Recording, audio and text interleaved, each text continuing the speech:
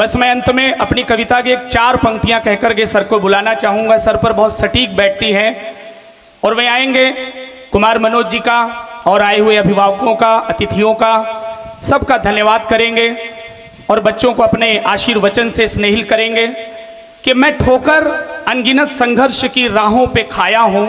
ये पंक्तियां सर पर सटीक बैठती हैं। और चौथी पंक्ति पर जैसे आपने अभी तक अपनी ऊर्जा दिखाई है वैसे ही सर के लिए भी दिखाइएगा कि मैं ठोकर अनगिनत संघर्ष की राहों पे खाया हूँ, मुझे रोना बहुत आया मगर मैं मुस्कुराया हूँ, मुझे रोना बहुत आया मगर मैं मुस्कुराया हूँ।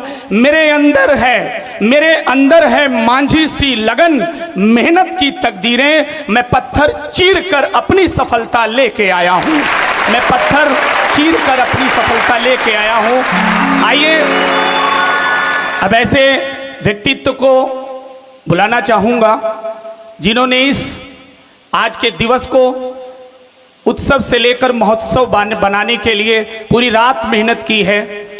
कल अचानक जो शेड्यूल बना, उन्होंने बताया ऐसे ऐसे होना है, उनके निर्देशन पर, उनके मार्गदर्शन पर ये कार्यक्रम टूटा फूटा सा हो पाया। जो भी बच्चों ने किया मिलकर के, जो इस विद्यालय के हमारे सारे शिक्षकों ने किया, और मैं एक बार और कहना चाहूँगा आप सभी अपने इन शिक्षक शिक्षिकाओं के लिए ज़ोरदार तालियां बजाइए।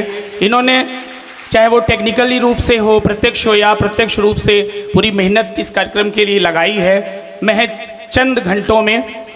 और उस व्यक्तित्व के लिए हम लोग कुछ कहने के काबिल नहीं है। पूरा प्रतापगढ़ उन्हें अगर अपनी घड़ी की सुइयां मिलानी होती है कुमार भैया कि हमें अपना टाइम कैसे मैनेज करना है, सुबह के कितने बज रहे होंगे, जब इनकी गाड़ी विद्यालय तक पहुंचती है तो लोग अपना टाइम मिला लेते हैं कि हाँ भाई सुबह के 8:30 या 8 बजने वाले हैं। तो ऐसे व्यक्तित्व जो शिक्षा की मिसाल लेकर के, शिक्षा की मशाल लेकर के चलते हैं, लोगों को कुछ सिखाने का मादा रखते हैं, जुनून रखते हैं। मानिए श्री यमुना प्रसाद यादव जी आए और अपने आशीर्वचन के हम सभी को स्नेहिल करें, आशीर्वाद प्रदान करें। एक बार जोरदार तालियां श्री यमुना प्रसाद यादव जी के लिए।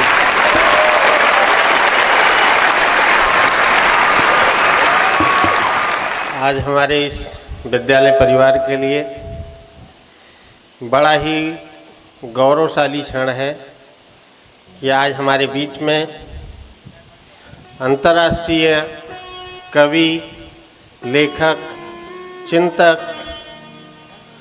और हमारे बहुत ही फेवरेट आदरणीय कुमार मनोज जी, जो हम लोगों के पिछले कार्यक्रम में आप इस विद्यालय परिसर में आए थे, तभी से मेरा एक सपना था। उसके बाद मैं आपसे कई बार निवेदन किया कि हमारे बच्चों को आपके मार्गदर्शन की ज़रूरत है, हम सबको आपके आशीर्वाद की ज़रूरत है। और आज इस कल अचानक, कल क्या परसों, जैसे ही आपने कहा कि मैं आ जाऊं, मैंने कहा सर अब शाम हो जाएगी, काफ़ी विलम्ब हो जाएगा, आप सुबह आएंगे तो हमारे लिए बेहतर होगा। और सुबह 5 बजे कल आप घर से निकले और कल 11 बजे के आसपास आप यहाँ पर पधारे।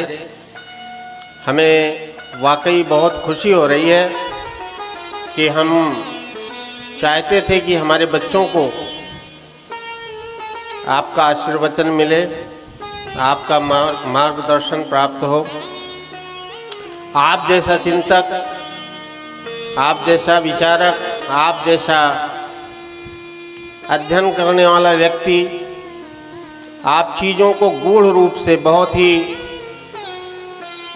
अच्छे तरीके से चीज़ों का विश्लेषण करने वाले एक ऐसे व्यक्ति हैं जिनकी कविताओं में वास्तविकता की झलक मिलती है, जो हमें जिंदगी की तमाम ऐसी चीज़ों से रूबरू कराते हैं। तब हमें लगता है कि जीवन की एक हकीकत को कोई लिख रहा है, वाकई सच्चाई लिखने वाले ऐसे कवियों, ऐसे लेखकों की कतार में आपका नाम गिना जाता है। भारत में ही नहीं, आपको अमेरिका और दुनिया के कई देशों तक लोग जानते हैं। लाखों आपके मिलियंस फॉलोअर हैं।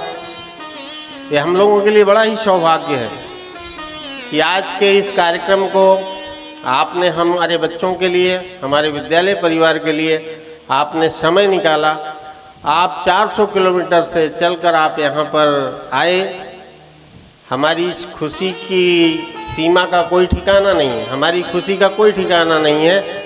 मैं उसका शब्दों में उसका बयान नहीं कर सकता हूँ।